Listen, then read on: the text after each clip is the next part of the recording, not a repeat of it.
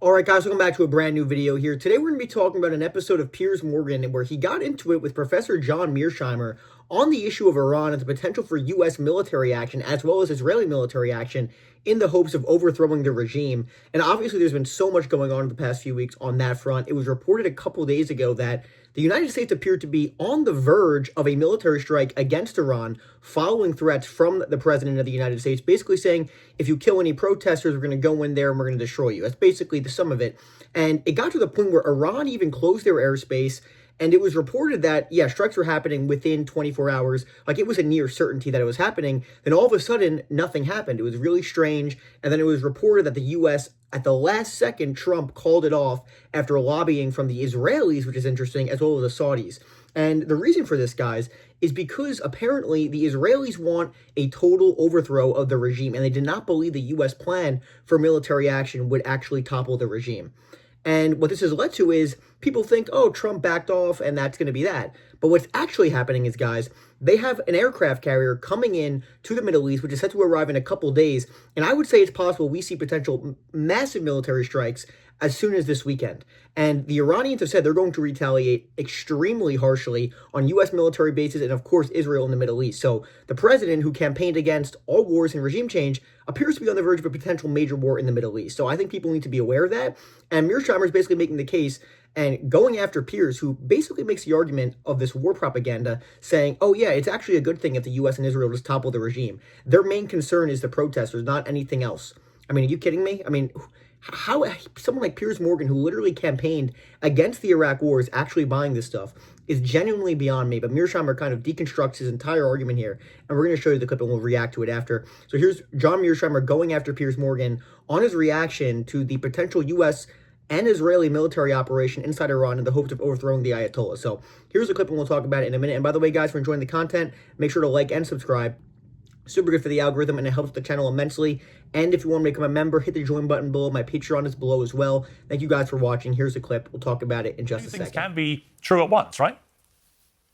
I want to ask you a question, Piers. Don't you think it's quite remarkable that Israel and the United States, which have been deeply involved in executing a genocide in Gaza, think about that, a genocide in Gaza, are now making a lot of noise about how terribly the Iranian government is treating the protesters? Isn't this remarkable hypocrisy in your mind? Well, they're very different circumstances, because what you have in Iran is That's for sure. That's for sure. Well, they are different circumstances, aren't they? In Iran, you have an uprising not dissimilar to what we've just seen in Syria, actually, which ended up toppling Assad very quickly, with Syrian people leading that, to the extent that Putin just disappeared, because he could feel that this was going to happen.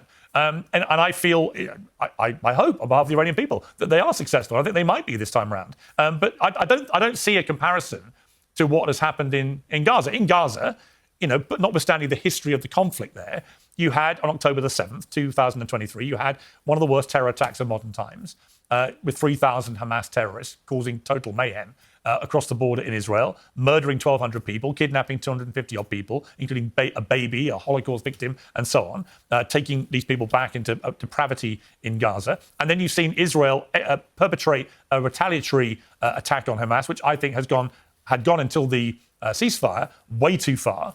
I think that they broke a lot of laws themselves in terms of starving the populace in Gaza, in terms of just killing way too many civilians, killing so many journalists, banning international media from getting in. So many things that they did which I didn't agree with at all. But I don't see a comparison to what we're seeing in Iran.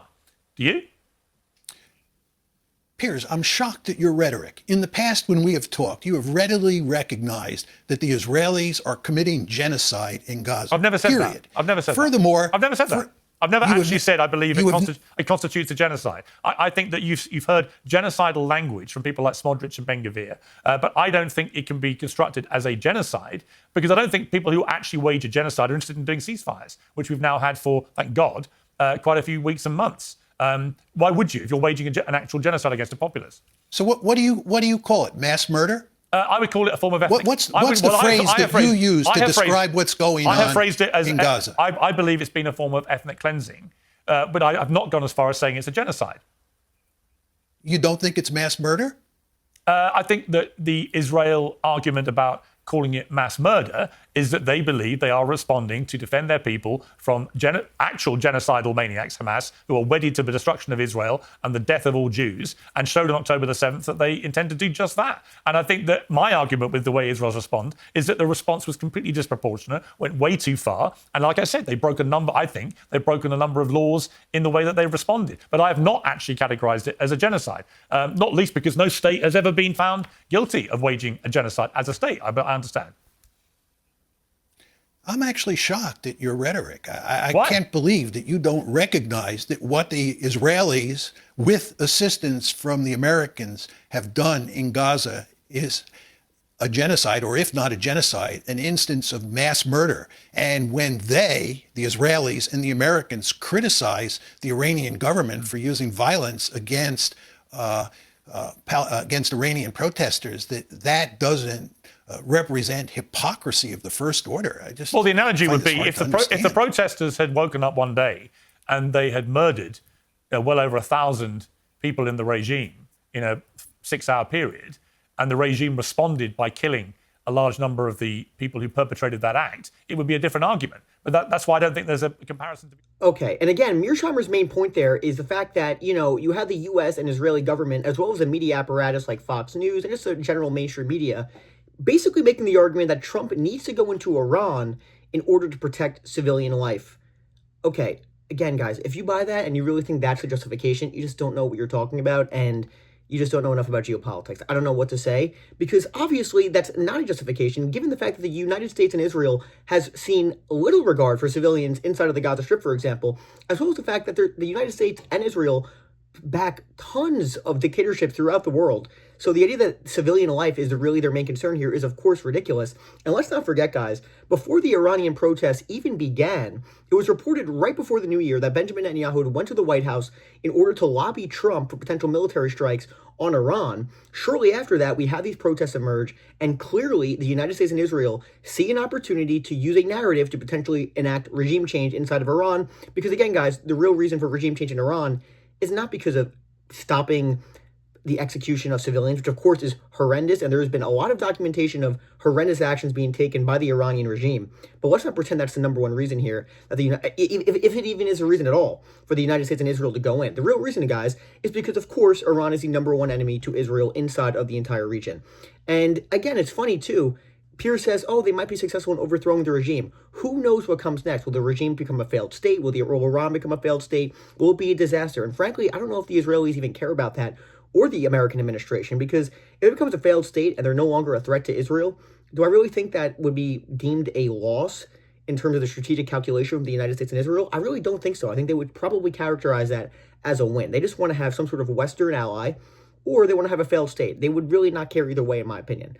And again, Piers concedes to genocidal language being used by members of the Israeli government, but he doesn't go the full length. He calls it an ethnic cleansing, which of course is bothering Mearsheimer in this context. And, Piers says, there's been a ceasefire, that's been great. There's still been hundreds of Palestinians killed since, maybe in the thousands, since the ceasefire has been enacted. So is that really a ceasefire when you still have hundreds of Palestinians getting killed? I mean, I'm not really sure how you call that a ceasefire. And according to all indications, the Israelis plan to go back in at some point. So I'm not sure what kind of argument Piers is trying to make there. And again, guys, it's amazing, too. You have many government members inside of Israel who are literally calling for the expulsion of Palestinians from the Gaza Strip, and they want to basically restart Israeli settlements. So, again, Piers' argument there is really not raising to the bar of intellectual advancement. I don't know. I just don't think it's a good argument from Piers at all. And the point Mearsheimer is making, it's incredibly hypocritical when you have the Israelis and the Americans using a justification for protecting civilian life. Meanwhile, the U.S. is funding what Israel is doing inside of the Gaza Strip when tens of thousands of civilians are getting killed.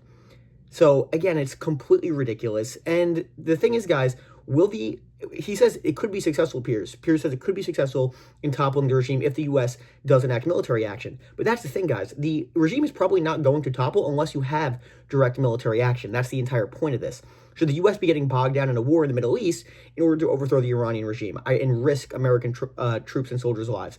I don't think it's worth it, but apparently the U.S. administration might. So we're going to see what happens, and I'm going to get it all to you guys in the next few weeks, how this develops. But pretty crazy stuff going on. I thought Mearsheimer definitely got the better of Piers in this debate. Let me know what you guys think of this video in the comment section.